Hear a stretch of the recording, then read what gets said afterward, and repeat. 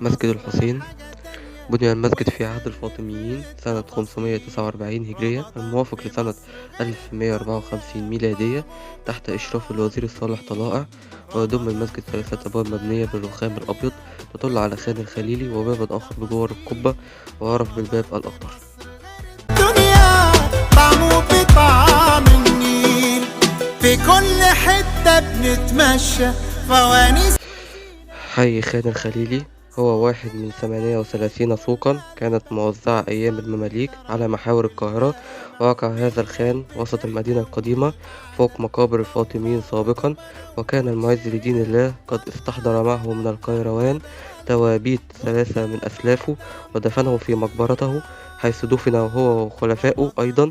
وقد أمر الخليلي بنقل المقابر إلى أماكن أخرى وتأسيس سوق التجارة والأسلوب الذي كانت تعرض به البضائع في القاهرة القديمة، حيث كانت تتلاصق الأسواق وتمتلئ الحارات بالحوانيت التي تعرض نفس البضائع بأسعار متفاوتة، أمر أشبه ما يكون بمعرض دائم ومستمر للبضائع المختلفة.